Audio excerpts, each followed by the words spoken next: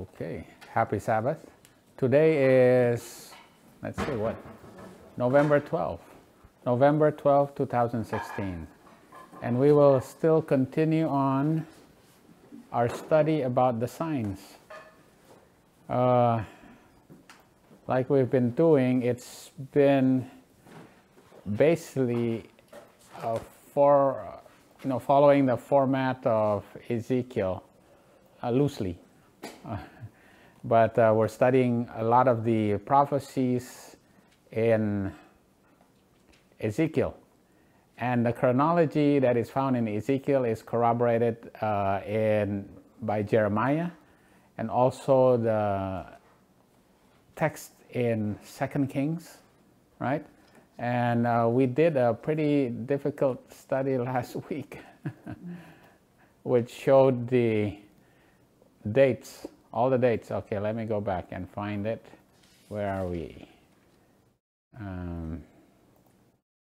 Oh, yeah, we ended up here, but I'll go back one. This is where we ended up at. Remember? Yeah, this is where we ended up. Okay. All right. We ended up here showing that, let me find my cursor. All right. This is the cursor. This is the beginning of the siege, right? This is, remember, this is which siege? This is the third siege. This is the siege of when Zedekiah was king. Nebuchadnezzar came, okay? The armies of Babylon came and put a siege on Jerusalem, right here. The 10th day of the 10th month. That's the beginning of the siege. And we find that in Ezekiel 24, verse 1 and 2, 2 Kings 25, 1. So we were studying and we look at those verses and we found out it was the 10th day of the 10th month, all right? 587. Okay? Then here, what happened here? This is Pharaoh coming, right? Because the tidings of Pharaoh will cause the Babylonians to be distracted, right? What will happen? They'll back off the siege, right?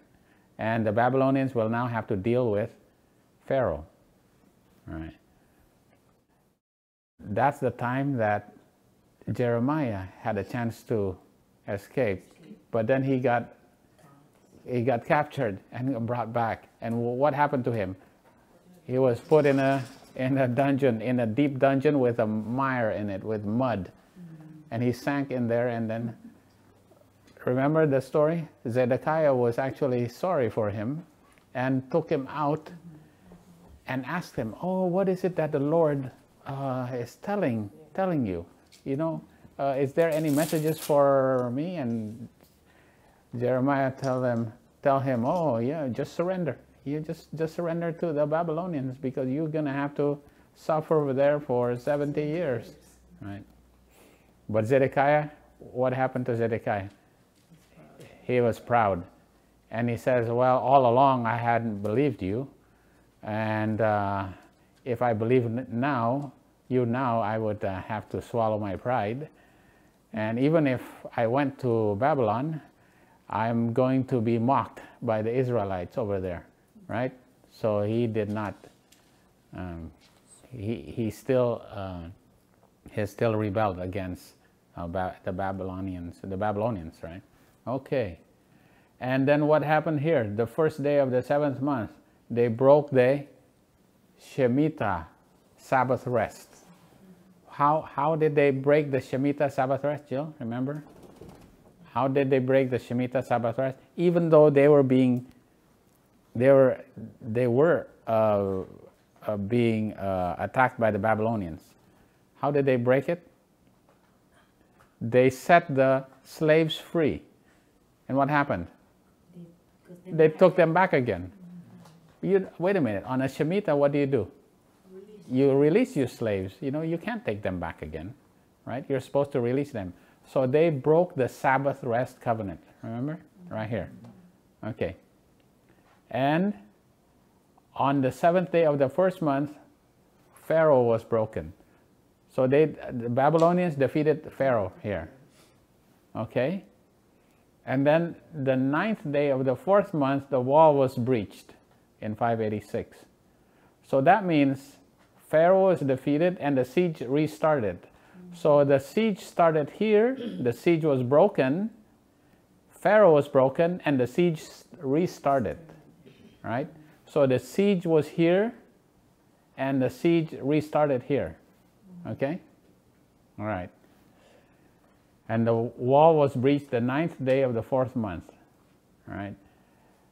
Then Nebuzaradan arrives on the 7th day of the 5th month. And he's the captain of the Babylonian army. He arrives. Now, I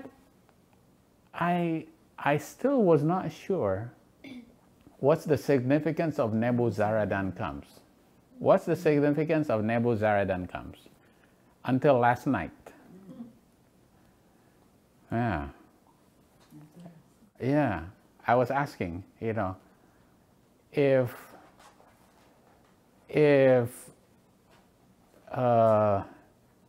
Ahasuerus is the king, who is Haman? No. Right? Who is Haman then? If Ahasuerus, because we know the populist president that is just to put it on the record, Donald Trump was just elected just this past week, right? He is the populist king. He's the populist president, right? If the populist president is elected and he's the president and he's Xerxes or Ahasuerus, who's Haman? That's Nebuzaradan. Right? What does Nebuzaradan do? He arrives. And what? Nebuzaradan, what does Nebuzaradan do? He burns the temple on the 10th day of the 5th month, right? So Nebuzaradan arrives, and Nebuzaradan is the one that burns the temple, right? So this is the story of the destruction, from the siege to the destruction of Jerusalem, all right, at the time of Zedekiah. When you see this format of a siege being put and broken and the siege resumed until the temple was burned, what line do you see right there? Do you see a pattern there? How can you compare that? What do you see? Do you see another line compared? The destruction of Jerusalem In 70 AD. Why? Are there two sieges? Yes. Which one is the first siege? Cestius. So this is Cestius, and this is Titus. Titus come back in. Right, eh? So this is, if you see that Cestius comes in, and where is that in our timeline? Cestius comes in at Midnight Cry. Oh, Midnight Cry. Cestius lines up with Midnight Cry. Oh, okay. All right? Okay. And Titus comes at the Sunday Law, right? When the Sunday Law comes. All right. So who is Nebuzaradan then? Now, if this is the line of Esther, Nebuzaradan is Haman, right? Right. Nebuzaradan is Haman. Okay. All right. I just figured that, wow, that's... Now the thing is that for those on the internet, you realize that we haven't done we haven't done French Revolution. But we've been studying it, right? But then I'm in the process of making a study that we will put up about the French Revolution. We'll go into a little bit more detail exactly of how it compares. But the French Revolution, we'll see, is it something in the future or something that is happening now? Yeah, it is already ongoing, right? When we study, when does the French Revolution start in our time? Because it's being repeated in our time. When is it starting? According to what we've studied already. 9/11. The French Revolution has been going on since 9/11. So, what happens in the middle of the French Revolution? Robespierre has a what? A reign of Terror. the reign of terror. It happens in the middle. So the reign of terror starts right here at midnight cry, right? What happens at the end of the French Revolution? Who comes in and becomes the dictator Napoleon Bonaparte. to take down the papacy? Napoleon. So Napoleon becomes the dictator who takes down the papacy, right?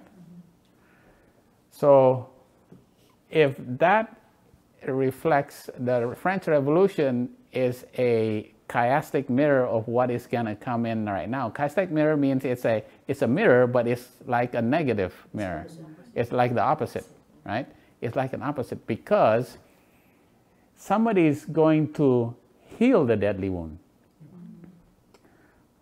Because in the beginning, at the French Revolution, this is where Napoleon came and delivered the deadly wound, right? Yeah. Delivered the deadly wound. So in our time, there's going to be an American president who becomes a dictator and heals the deadly wound. So who's Nebuzaradan and who's Haman?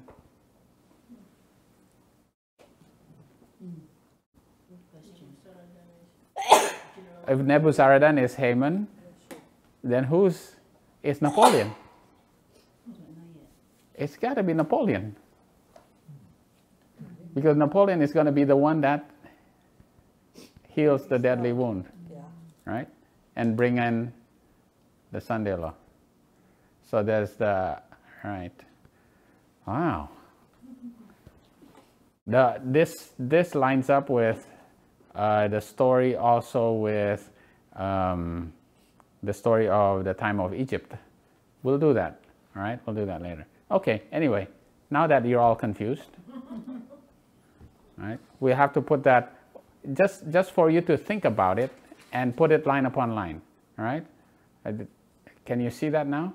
There's Nebuzaradan here. I just realized last night, he is here for a reason, because he is Haman. I'm pretty sure that he is Haman now. All right, yeah. He's the one that burns the temple, right? So it must be somebody from inside the government. Yeah, because it's actually Napoleon that takes down the papacy, but it's eventually Napoleon is an American president, American military leader that will raise up the papacy, which is at the Sunday law. So there's got to be an American. It's got to be an American president that will raise up the papacy. We know that, right? Because it's chiastic, right? It's an American president, and that basically would be Nebuzaradan, because Nebuzaradan is the one that burns the temple. All right. Okay. All right. Yeah. Right. Okay. So, if we know that the rent altar and that iron pan is the sign of, it all relates to the sign of the siege. It is not the sign of the destruction of Jerusalem, right?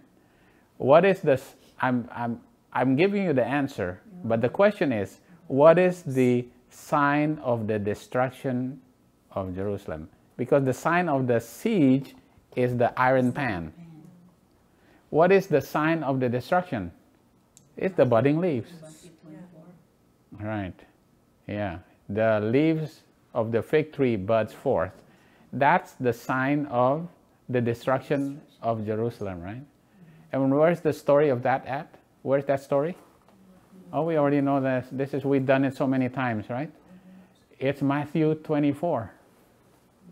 Matthew 24. Matthew 24, Luke and Matthew, Luke, and Mark, right? It's a parallel, the parallel verses are right there.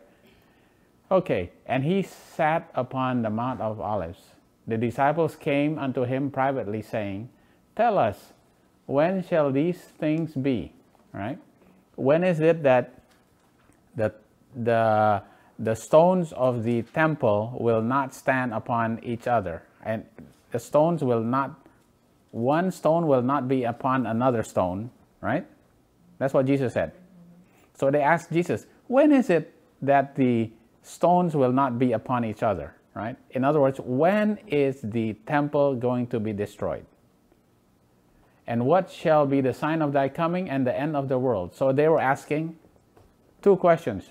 The two questions is, when is the destruction of Jerusalem? And when is the Sunday law, right? That's what they're asking. And Jesus answered. And how many answers did he give? He basically gave one answer. Why? Why is it only one answer? Why is it only one answer? There's two questions. It answers both, right? It answers both questions. Because why? The events of 70 AD is mingled. Ellen White says in Desire of Ages. How is it? It is mingled. It is intertwined. It's the same thing. What happens at 70 AD is the same thing that will happen at Sunday law, right?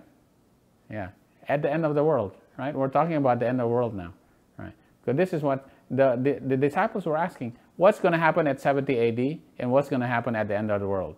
And Jesus says, and he spake to them a parable. Behold, the fig tree and all the trees, when they now shoot forth, when the budding leaves of spring comes, it will be a, what? It is a sign for you. This generation shall not pass away till all be fulfilled. Heaven and earth shall pass away, but my word shall not pass away. All right. This one generation. We've studied this many times before. All right. Okay. When was Jesus baptized? 27 AD. And just before he was crucified on 31 AD, he made this prediction, right? Right? He made this prediction at Mount Olivet just before. It was in 31 AD. He made this prediction because he was crucified there. And that is how many years is that? 3.5 years, right? 3.5 years. And he made this prediction saying that when the fig tree buds forth leaves, what does that mean? Summer's near. No, what time period is that? The spring. That's the spring. Within one generation, then the temple will fall at 70 AD. And this is one generation. One generation is how many years? 40. Right. So do you see this 3.5 and 40? That's just like the 350 years followed by 40 years. 350 years plus the 40 is 390. Do you see that? Yeah. This is the 390 years. And this is 40. Do you see that? This is 350 plus 40. This is the 390 years of Ezekiel for Israel, and this is the 40 for Judah. Right? Because but for this one, it ends at the destruction. But what about the 390 and the 40? What event does it end up at, Jill? What event does the 390 and the 40 end up at? 390. What does the 390 and the 40 end up at? Is it the siege or is it the destruction? It's at the siege, right? It's at the siege. This ends at the destruction because the temple is taken down. Oh, you got to do this over and over again until you get it in your mind, right? Yeah, you got to do this over and over again until you get it in your mind, because but these are parallel, because you see this is 390 and this is 40, right? Because this is 3.5, like 350 plus 40. Do you see that? Right? I see some eyes that are still glazed. You don't see it? So 3.5 How did you get the 3.5 to become is 70. It's 3.5 years. 3.5 years. 3.5 years is 3.5 decades. The same thing, right? 3.5 millennium is the same thing. Prophetically, it's the same thing. 3.5 years is 3.5 decades. It's the 3.5 what? It's 3.5 millenniums. So prophetically, it's the same thing. Right. But isn't it like the stuff we get is like years? How did you get decades? Yeah, because So you It's- equated prophetically. prophetically is the same thing. Okay, so you equated prophetically. Right. 3.5 days is the same thing as 3.5 years. It's the same thing as 3.5 millenniums. It's the same thing as 3.5 decades. Right. So this is 3.5 here is talking about, you could prophetically say that this is 3.5 decades. This is 350 years. And one generation is what? 40 years, right? One generation is 40 years. So if this is 350 and this is 40, this is actually talking about, this is actually the same line as Ezekiel's vision in Ezekiel 4. What did he say? Lie on one side for 390 years and lie on the other side for 40 years. 350, say 300. No, 390. But this is 390 right here until the what? Destruction or the siege? Siege. Until the siege. For Ezekiel is the siege. This is 390 until the siege, and then 40 for the what? Right? Do you see there's a 350 here? Now you can't go literally. We're talking spiritually here. You can't just have a complete concrete mind about 3.5 and what? Right, yeah. Yeah, there's prophetic, yeah, this the prophetic numbers here. We're talking about the prophetic numbers. Right? Yeah. So this still is the destruction of Jerusalem. Is the siege of Jerusalem also around here is the siege of Jerusalem also, right? Because that's when Ezekiel's prophecy ends. The 390 and the 40. Right? Do you see a 390 and a 40 here also, right? Yeah, that's it, right? This is the 350 plus 40. Okay, all right. Any? Yeah, when you start seeing this, then you realize they're all connected. They're all connected. Okay, here's one interesting thing. I found this. For 40 years after the doom of Jerusalem had been pronounced by Christ himself, the Lord delayed his judgments upon the city and the nation. He actually delayed the destruction, just like he delayed the judgment for Amorites and the Amalekites. Remember, the Amorites had 400 years, but in actuality, how many years was it? It was 445 years when you really count the years. He actually extended it by 45 years extra. What about the Amalekites? The Amalekites also had 400 years, but when you count it chronologically, they were given 436 years. They actually had 36 extra years. Now the doom, for 40 years after the doom of Jerusalem, Jesus had, now this is in Great Controversy 88. Now this is something, this is just a little bit of a look at what Ellen White wrote in Great Controversy, the 1905 version? Do you know the difference? This is the difference. 40 years. Yep. Really? Wow. Some people will actually say, oh, why did Ellen White revise the Great Controversy? She didn't. She might have made mistakes. You know, she actually, refined it a little bit better. It's not exactly 40 years because from 31 AD to 70 AD is not 40 years. It's nearly 40 years, right? She refined it.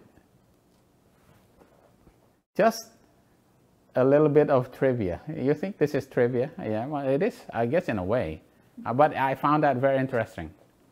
All right. Okay. Now, how do you know that 40 years is actually a generation? Where does it say in the Bible that 40 years is a generation? We kind of took it for granted because somebody told you, a teacher told you that 40 years is one generation. It's in Exodus?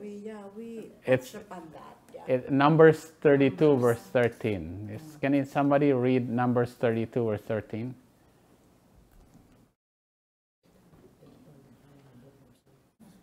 Numbers 30. I didn't have it here. I just added it. I just added it this morning, so I didn't want to make a new slide. The Lord's anger was kindled against Israel, and he made them wander in the wilderness 40 years, until all the generation that had done evil in the sight of the Lord was consumed. Yeah, see there? Numbers what? Numbers 32 verse 13, right? Okay, Psalms 95 verse 10. Is somebody get Psalms 95 verse 10? It's basically the same thing. David was saying the same thing what Moses was saying in Numbers. Psalms 95 verse 10. 40 years long was I grieved with this generation, and said, it is a people that do err in their heart, and they have not known my ways. Right. So, yeah, so 40 years is, it's just one of those things I took for granted. Okay, one generation is 40 years, but that's the references in the Bible, right? Yeah, so 40 years, one generation. Okay, all right. That's the sign of the budding leaves. We'll go very quickly with that because we've done it so many times, all right? But you see there's a 3.5 followed by a 40. Right, one generation. All right. Now we go with the sign of Jonas. Remember, we're doing signs here, so we have another sign. Now you got to see that there's a 3.5 and a 40 right here in the sign of Jonas. All right. Okay. Yeah, Auntie Doreen, you remember this? Yeah. We did the sign of Jonas. All right, we did. Okay, I have it right down there. How many days did he walk? After he was in the belly of. Okay, let's find this. All right, let's read this. Matthew 12 verse 38 to 41. Then certain of the scribes and of the Pharisees answered, saying, Master, we would see a sign from thee. What were they doing? Okay. Were they asking because they knew the sign and they did not understand the meaning, or was it because they had no clue there was a sign? Yeah, no clue. Yeah, this is actually very, very, very telling of what is actually happening now, because people do not even know there is a sign. So they said, oh, show us a sign. We don't even know there is a sign. It's not as if we know there's a sign and we don't understand the meaning. We would see a sign. They had no clue there was a sign. And he answered and said unto them, an evil and adulterous generation seeketh after a sign, and there is no sign be given to it, but the sign of the prophet Jonas. Right? It's going to be the sign of prophet Jonas. But for as Jonas was 3 days and 3 nights in the whale's belly, so shall the Son of Man be 3 days and 3 nights in the heart of the earth. How many days in the heart of the earth will Jesus be? 3 days and 3 nights. Jill, what does that mean? In the heart of the earth for 3 days and 3 nights. We did this a long time ago, and I'm going to see if you remember it. how is he in the heart of the earth 3 days and 3 nights? How is he in the heart of the earth? Remember? He was controlled by the powers of darkness, right, in the earth for 3 days. How is he, when was he under the control of the power of darkness for 3 days and 3 nights? When? When was that?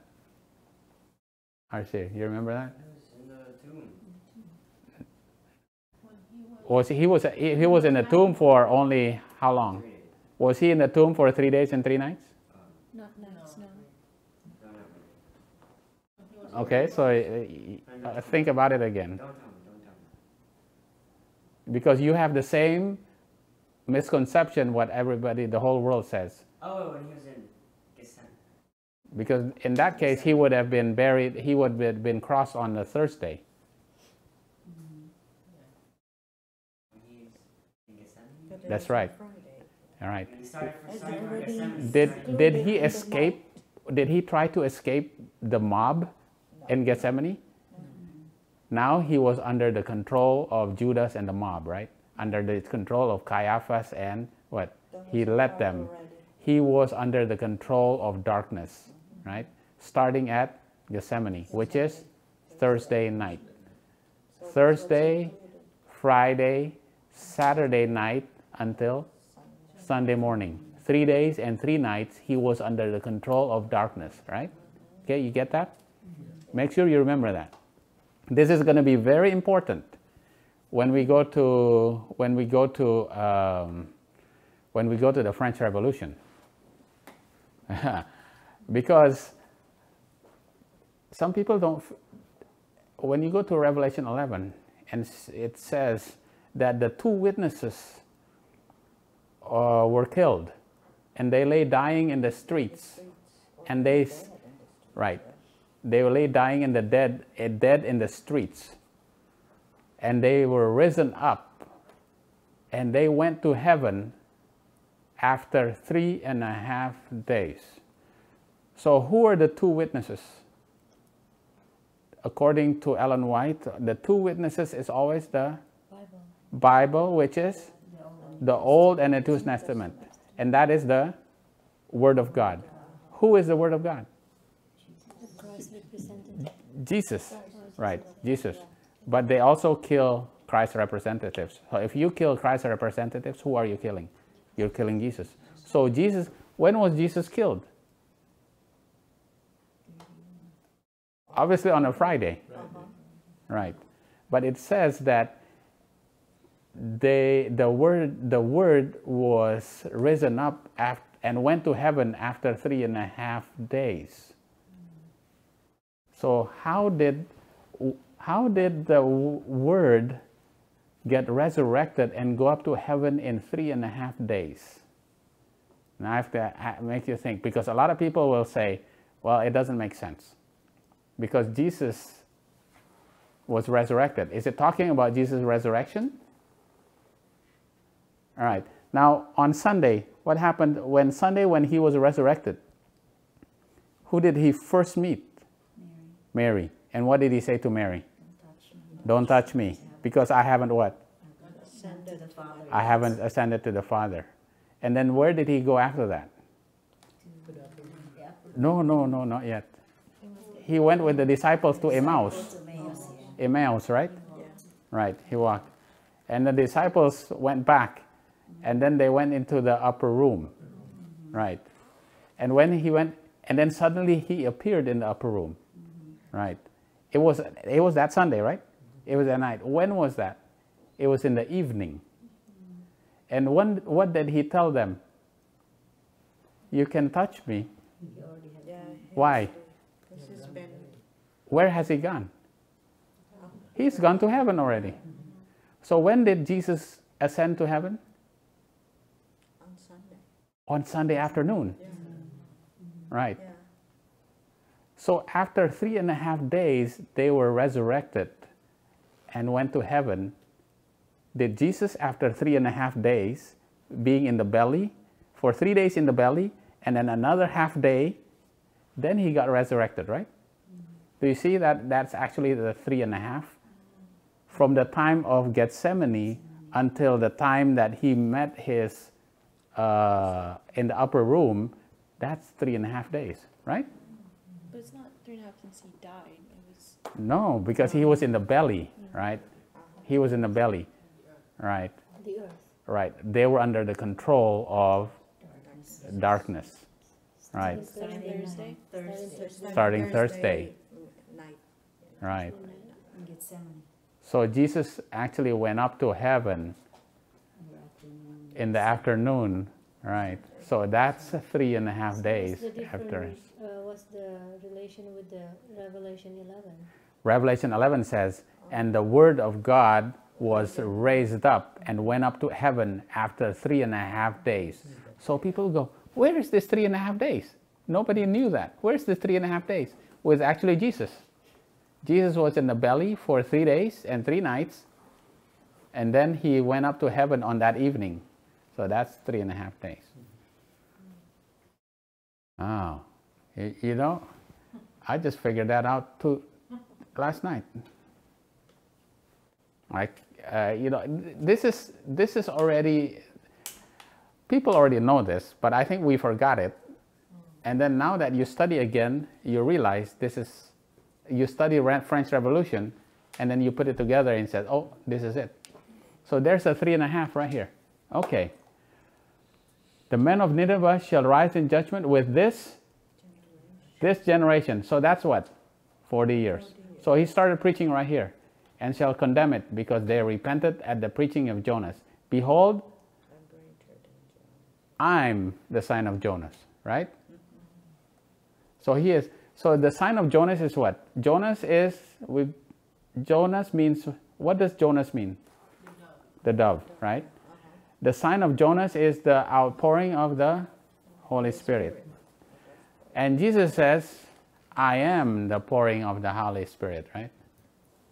That completely makes sense, right? Completely makes sense, because Jesus is the outpouring of the Holy Spirit. Okay. So how long did it take for him to walk? Jonah 3, verse 3 and 4. So Jonah arose and went into Nineveh according to the word of the Lord. Now Nineveh was an exceeding great city of 3 days' journey. And Jonah began to enter into the city a day's journey. And he cried and said, yet 40 days and Nineveh shall be overthrown. 3 days and a day. This is, right, no, because remember the Jews count 1 day as a day and a night. So a day is actually half a whole day. So he had to walk 3.5 days, right? 3.5 days he had to walk, and then he preached that in 40 days, so that's the 40 days. Now 40 days, 40 years is the same thing. They are prophetically the same thing, right? So 3.5 and 40, right? You see that? When you say a day, it means say days and night. Right. Like when you say only a day or a night, that's only 12 hours. And that's 12 hours, right? Yeah. We did this before, right? It's been a long time, maybe 3 years ago we did this. All right. Okay. All right, any questions? Yeah. And Jesus answered, are there not 12 hours in a day? This is what This is why, yeah. this is like the lunar. Yeah, some people will say, okay, then the Sabbath day, you only keep 12 days. Right. Oh boy. Then you get, this is where the confusion, a lot of people will Why say, did it say 12? Why did it say 12 days? You said 12 days. they say there are only 12 hours in a day. But this is talking about a day between the sunrise and the sundown. What about when the moon rise and the moon down? Right? That's the night. That's another 12 day. But that 12 from the sunrise to the moon down, that's 1 day. So you cannot be confused about that. All right. The moonrise, The sunrise to the moon down. sunrise, Sunrise to sundown, moonrise, so moon down basically. Yeah, that's only 24 hours. Jewish day. Yeah. That's why That's why the Jews, they Yeah, start. because there's always a confusion, the because we're always, moonrise. when we say day, it's like a 24 hours. Right. So it's in the semantics of the English language and versus the Jewish language. So make sure you're not confused about that. But this is why you have to dig deep and understand and not get confused. Hey, you know what this is? This is what, this is what Nineveh looks now. This is Nineveh. I went and looked for the picture of Nineveh. This is Nineveh right now. Nineveh is Mosul. Yeah. Yeah. Yeah, I was going to say that about. Do you know what's happening at Mosul now? Oh yeah. The Americans are what right now? Right now at this time, what is America doing right now? For those who keeping up with the times, what is America doing right now? It's a useless exercise. They're fighting ISIS right now. They're trying to kick the ISIS out of Mosul right now. This is a useless battle, you know. It is useless.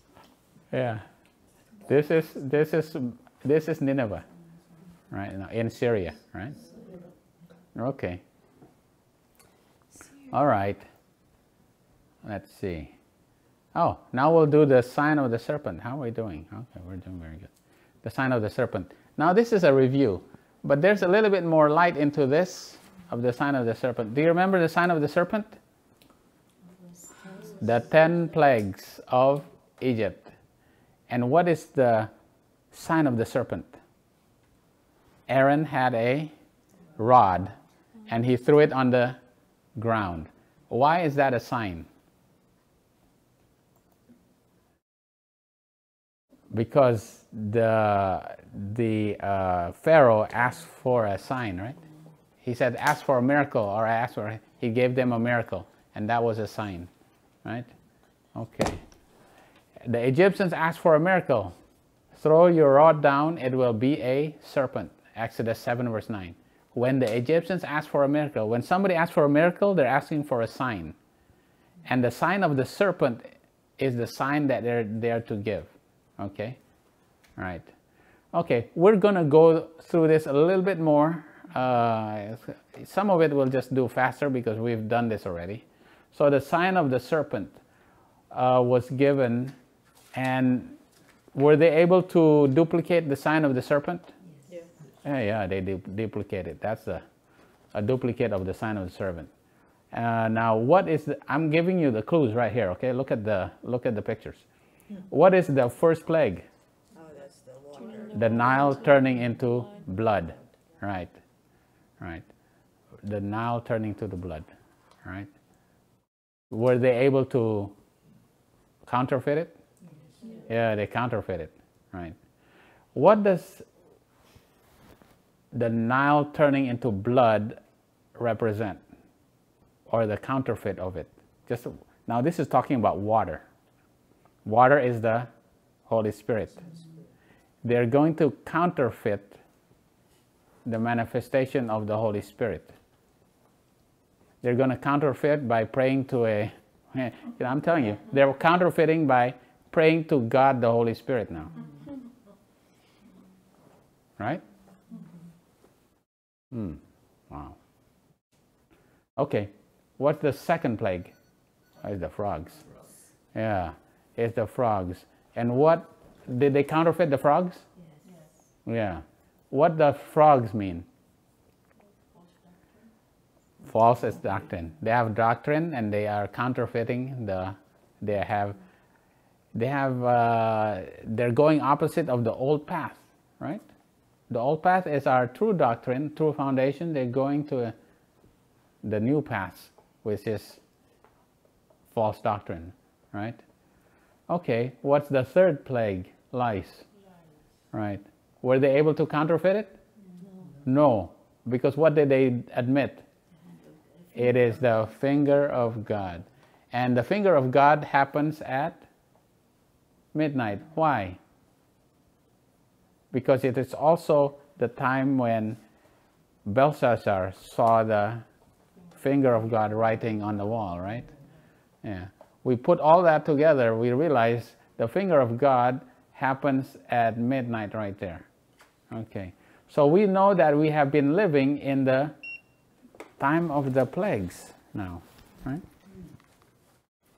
Time of the plagues. Because this is 9/11 right here. What is the sign at 9/11, which is the sign of the serpent? The sign of the budding leaves, right? The sign of the budding leaves, is it not at 9/11? Right. Yeah, it's the sign of the serpent also. And this is, the finger of God is at midnight, right? Then Moses is told to rise up because there's going to be a plague of, no, this is the plague of swarm. Swarm. And what was he told right here? That this sign will be the division between what and what? Goshen. Goshen and Ramses. Goshen and Egypt, right? This is going to be the division, right? In other words, all these plagues, all these affected entire Egypt, including Goshen. But what happens here? From here on, Goshen is what? Goshen is spared, right? Goshen is spared right after here. So this is midnight. Goshen is spared after midnight, right? Right at, between midnight and the next plague is when you have to be in. It's obvious, right? It is obvious. Between midnight and the next plague, right? Because of the swarm. Because of the swarm. What is the swarm? What swarms? From the east. That comes from the east. Oh boy, we know, right? They're gonna come here again. They're gonna come right here again. Okay. Before we go here, this is, what's this one? This is number 4. Is the swarm? What's number 5? Is the livestock that's gonna die. Livestock. What is the livestock? Economy. Economy gonna fall. There's gonna be a problem with the economy right here, right? Okay. And what happens next? The boils. Right. Okay. Another thing. What happens with the boils?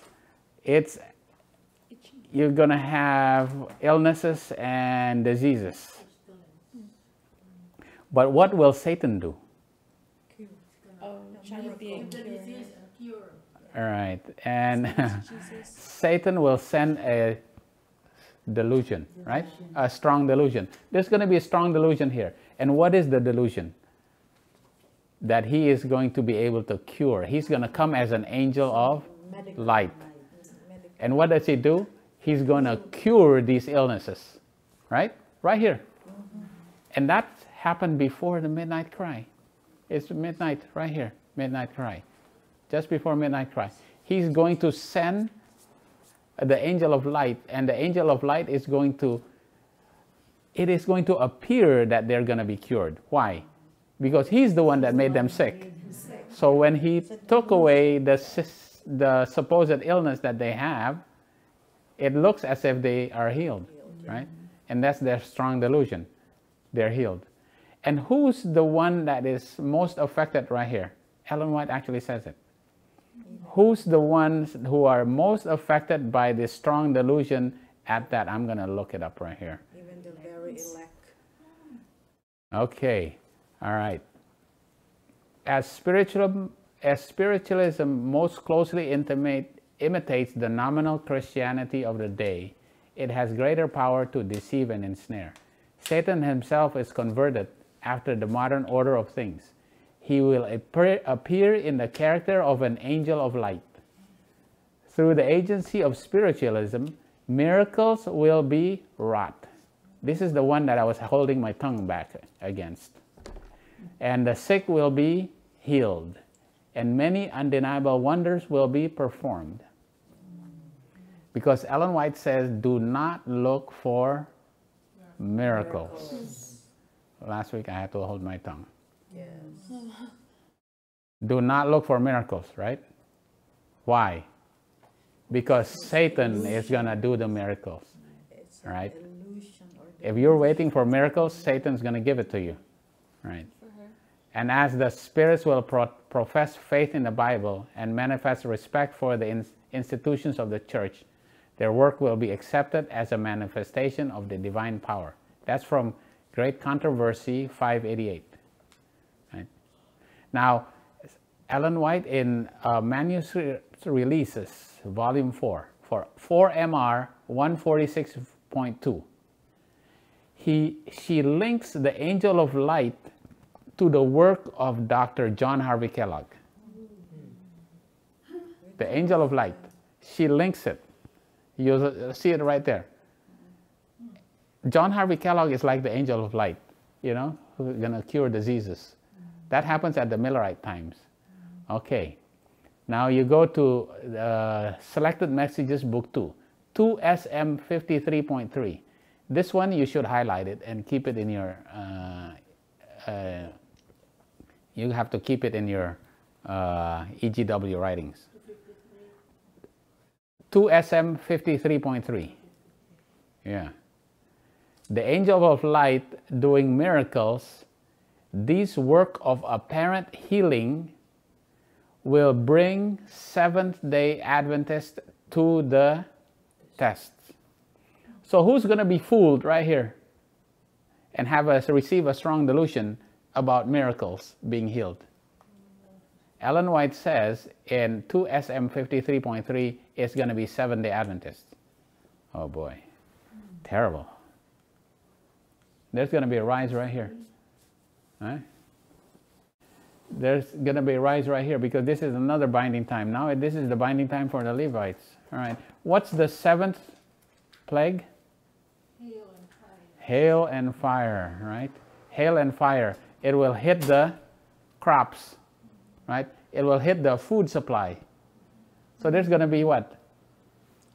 There's going to be famine, right? There's going to be famine. There's going to be famine right here. And what's the next one? This is 7. This is number 8. What's 8? Locust. Locust number 8. All right, you have this, right? Yeah. And now, if this is the midnight cry, and this is the Sunday law, then the story of the time of the siege at the time of Zedekiah has to fit right here, right? Was there a famine at that time? Yes, a big time famine. They had to eat their own children. Yes. Did the locusts come and bother them? Yeah. Yeah, because Pharaoh, Egypt is the mother of, right? Hagar is the mother of Ishmael, right? Yeah. Right? Right, so here the locust was bothering them, right? That's why the siege was, they took off the siege, right? They no more siege. And here's the what is the 9th plague? Darkness. Darkness is because the sun god, right? The sun is now dark. What? Right? Because now people do not worship the sun. There's going to be a people that do not worship the sun, meaning there's people who are going to worship the sun. So there's going to be sun worship. What is that? That's going to be a Sabbath rest, the breaking of the Sabbath rest covenant, right? Did they break the Sabbath rest covenant? They did not release their slaves, right? They broke the Sabbath rest right there. And then what happens in the 10th plague? By who? Who killed? Right. The destroying angel. Who's the destroying angel that came at the Sunday law? I have that destroying angel with a sword right here. Who's the destroying angel that came at the time of Zedekiah? Then it's Nebuzaradan. You see that? Yeah. That's the destroying angel, right? It's Haman, right? Because there is the one that brings the brings the decree, sets up the gallows, right? Do you see that? So I figure out who's that? That's Napoleon. Napoleon is going to, right? What is Napoleon going to do? He's delivered the deadly wound to the eldest son. Did he not? The son of perdition. You get it? Do you see it? Did not Napoleon deliver the deadly wound to the son of perdition? Right? Napoleon is the one. So Napoleon is actually Nebuzaradan. Nebuzaradan is Haman. And the destroying angel. The destroying angel. Wow. Okay. So do you see now everything starts coming together? Yeah. I now realize who Nebuzaradan is. It's the destroying angel. It's actually Napoleon. Because Napoleon, he's the one that delivered the deadly wound to the son of perdition. The destroying angel delivered the deadly wound to the son of Pharaoh, right? What's the application for our time in the future? We now know exactly what's happening. Where are we living right now? We're living right here. We're living right here. We're living right here. We know exactly what's going to happen. We have to be, before this time, where do we have to be? In Goshen. All right?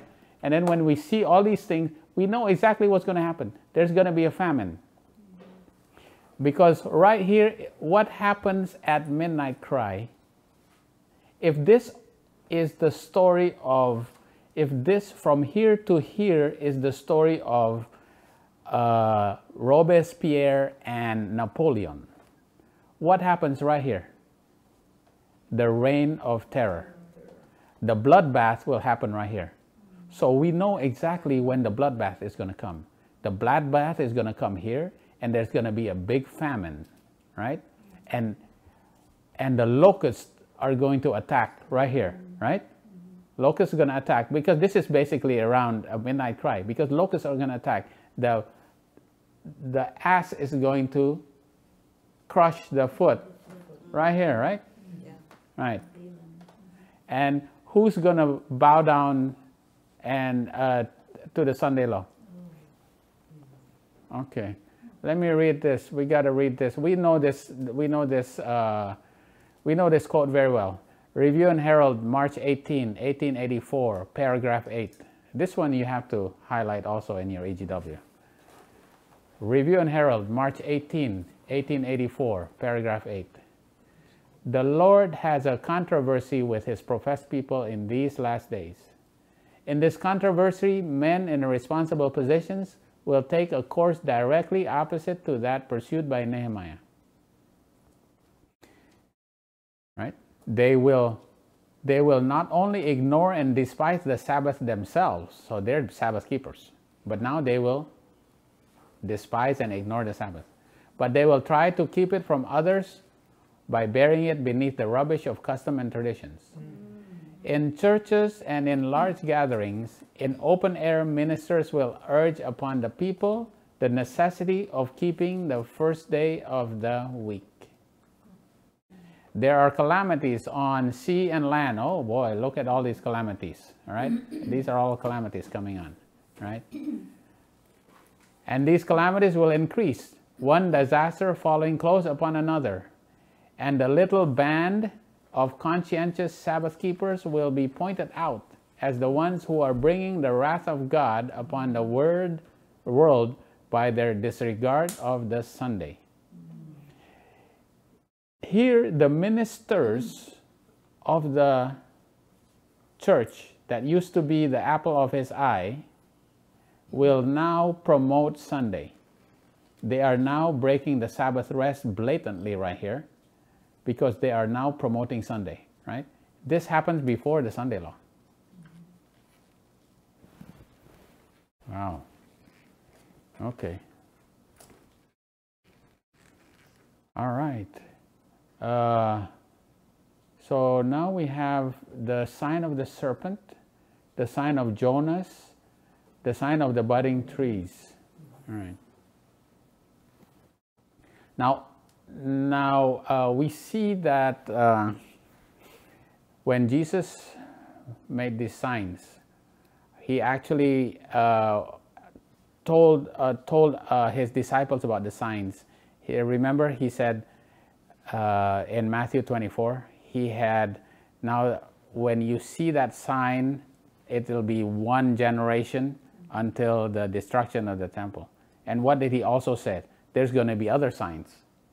There's going to be the falling stars, there's going to be the moon that is darkened, there's going to be famine, there's going to be rumors of war, and right?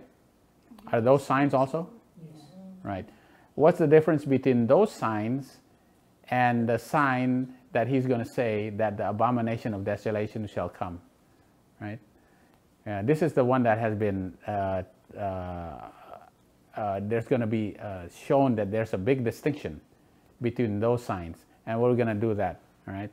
The signs of the falling stars. When you see that sign, do you have to run away right to the mountains? No, it's actually not, right? All right. But what happens when you see Cestius' armies encompassing Jerusalem? What do you have to do? Right. And did Jesus say you just have to wait around for a while, or what do you have to do? You have to run right away. Your what do you call it? You cannot even go back for your coat. There you are. Right. You cannot even go back for your coat, right? So there's a distinction between these signs. Some signs, you look at it and you can contemplate and see what is going to be the destruction that is going to befall the world, right? But there's other signs where you have to respond to that sign, otherwise you will be caught in the destruction. All right. But I remember the story of Jeremiah. Where was Jeremiah at the time of the siege? He was in the city. And what happened? He cannot escape the city. But the good thing about it is that he was used by God, and he was hidden in the what? In the dungeon. And while he was hidden in the dungeon, Zedekiah fed him everyday bread until he was lifted up to witness to the king, right? So the application for us is what is going to happen? Now, we're not going to be in the cities at the time of the siege, are we? No. Obviously not. We're not going to be in the cities at midnight cry, right? We have to be out of the cities even here. Even here, because we have to be in Goshen already by this time. But there is going to be some Jeremiahs who's going to be stuck in the city right here, right? But those who are faithful Jeremiahs, they will be fed bread even though there's a famine, right? All right, they will still be fed. And then they will be lifted up and then be a witness, right? The issue is that did Jeremiah eventually join the remnant, or did he have to stay in? I'm trying to figure out what happened to Jeremiah, because Jeremiah never left, right? He stayed back. He never joined the remnant. So what's the application for our time? Those who are stuck in the cities, even though they're faithful, what's going to happen to them? God's still going to use them. Become martyrs. Yeah, you're right. They're going to be martyrs. Like witnesses. Yeah. They never, because Jeremiah never joined the remnant, because the remnant was what? Outside, they were in Babylon already. They were saved in Babylon. Even though they thought they were being slaves, but actually they're saved in Babylon. Jeremiah never joined them. But doesn't say that he's killed too, so we don't know. No, he dies. He still dies with them in Jerusalem. But the point is that he does not join Jerusalem. He does not join the remnant. But he's still used by God. Right? Yeah. He was the one bringing the warning. Yeah, he was still giving them warning. Right? There's still going to be there. So there's going to be some people, but you know, this is you realize that there's still some people who are going to be Jeremiahs. Prison. They're going to be in prison. He died in prison. Yeah, and they're going to die in Jerusalem. All right. Okay. Okay. All right. Oh, this is the part that I just mentioned.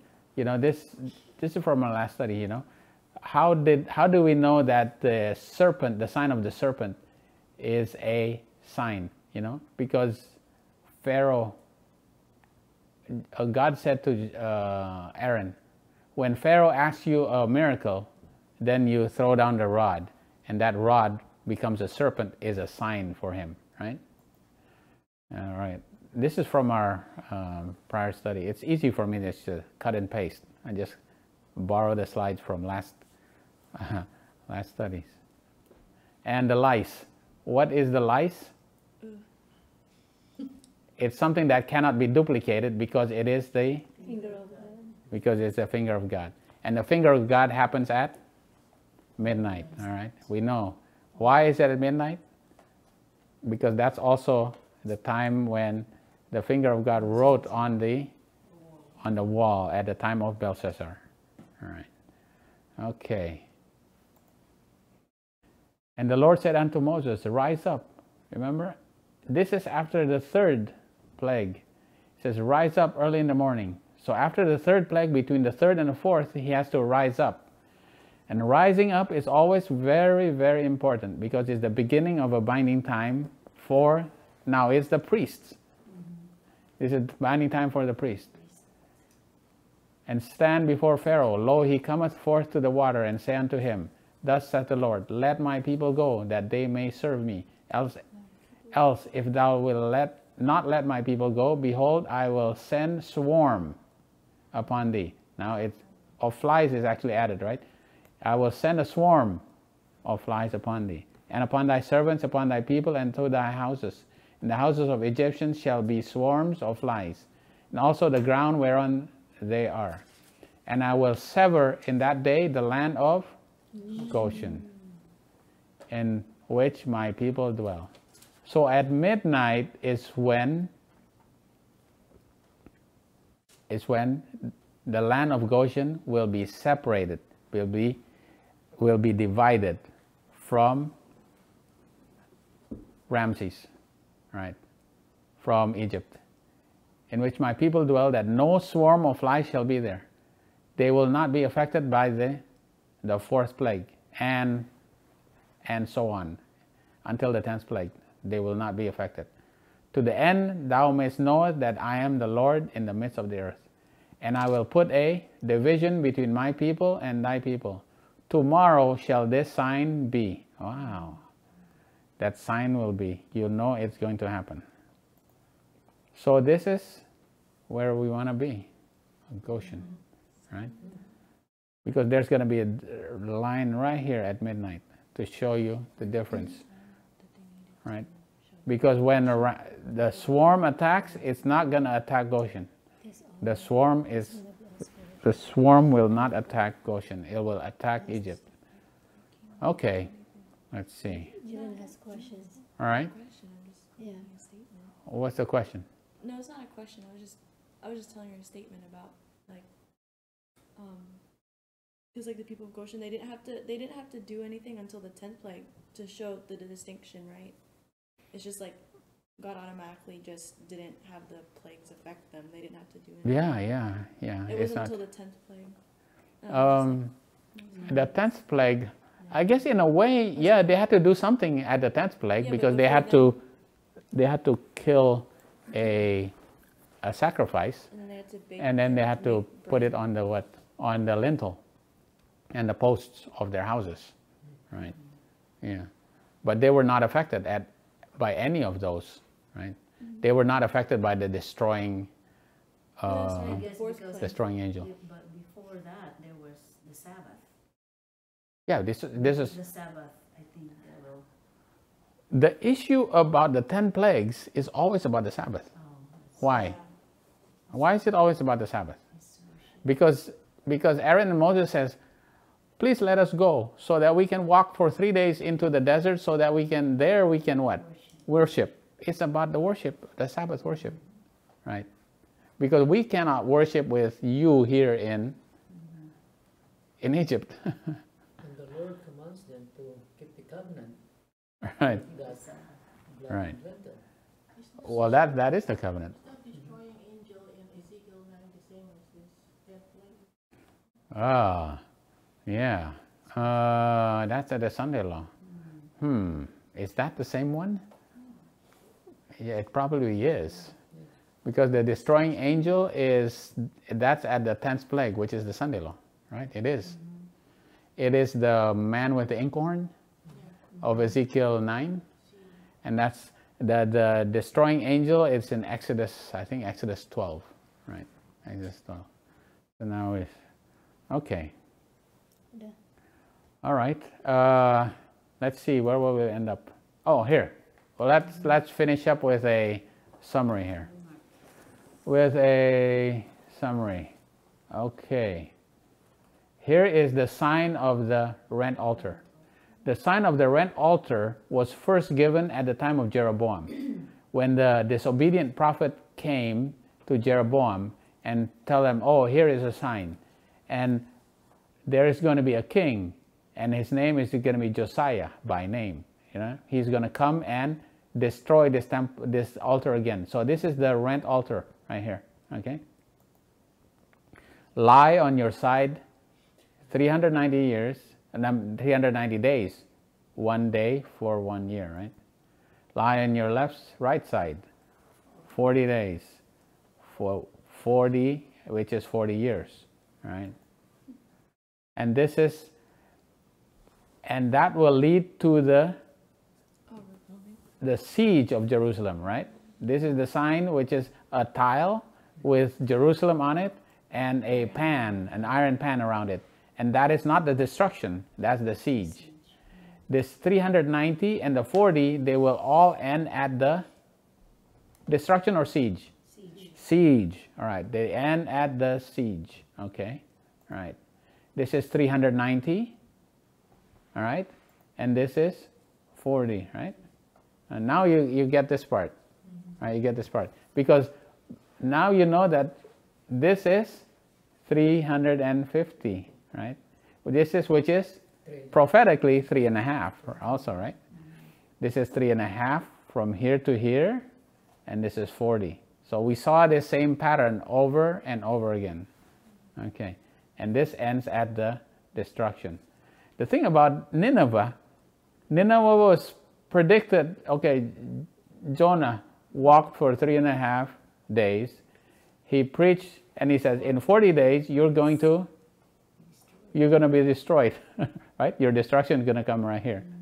But Nineveh repented, right? And that's why the Ninevites will judge the Israelites. Can you imagine? The Ninevites will judge the Israelites. Wow. Okay. So, this is the sign of, oh, this is Jesus now. Yeah. The dove. Jesus at 27 AD until 3.5, so this is the 3.5 years of his ministry. And he makes a prediction that within one generation, the destruction. So that ends right here. This is Jonah, which is the sign of the dove. He had to walk 3.5 years. He goes and makes a prediction that in 40 years you're going to be destroyed unless you repent. And you know, he was so mad when they repented. For Jonah, 40 days, right? Not Right, 40 days. Yeah. This is, we're talking prophetic because this is all prophetic. Right. So this is the 3.5. You see? This is 3.5 decades. Right. This is 3.5 years. This is 3.5 days. You see that? Right. This is 40 years. This is one. He said this is one within one generation, which is 40 years. And this is 40 days. Right? He said this is 40 days. But they're all the same. Yeah, prophetically. Because we're now talking prophetically. Okay. And this is, now here is the 10 plagues. Right. Right. This is the sign. This is midnight cry. And this is, No, you said midnight. finger of God is midnight, sorry. This is midnight, right? Finger of God is midnight. And then there's gonna be midnight cry and the Sunday law. I don't have enough space here. This midnight is the siege at the time of Daniel. And the midnight cry is the siege at the time of Jehoiachin. And the Sunday law is the siege of Zedekiah. That's why there are 3 sieges. One siege for the Nethinims, one siege for the Levites, and one siege for the priests, right? Starting at midnight. All right. Right. So remember that the 10 plagues is already starting spiritually at 9/11. This is 9/11 right here, right? 9/11. So we're already past here. We're living in this time right here. And when we will be studying also the French Revolution. French Revolution starts. Here I have to move myself out of the way here. I'm blocking on this. Okay, let me see. People can see there. So this is 9/11 right here. The sign of the serpent starts at 9/11. So the 10 plagues is going on. We're living right now on the 3rd plague. We're about to go into midnight. We're right here. Okay? All right. We're living right here.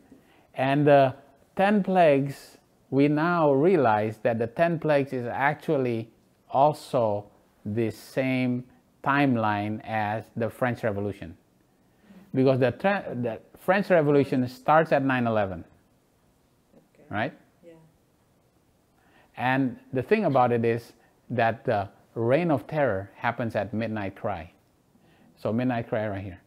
So realize that the midnight cry is coming, right? And it all fits because there's a famine, there's a Pharaoh coming in, which is also the Cestius is going to back away. All those come together, and there's going to be a time when they will break the covenant of the Sabbath rest. All right there. All these lines all come together. All right? Okay, so that's the more sure word of prophecy. Okay. And we'll continue. The next week we'll do some more. We're still not done with the signs, because we're going to do what is called the signs of the times. The signs of the times is actually the stars falling, the moon turned to black, and all these other signs. But the signs of the times, how is your reaction to that? You don't have to run right away. As compared to the sign of the abomination of desolation, you have to run right away. Oops. Okay. Okay, I see.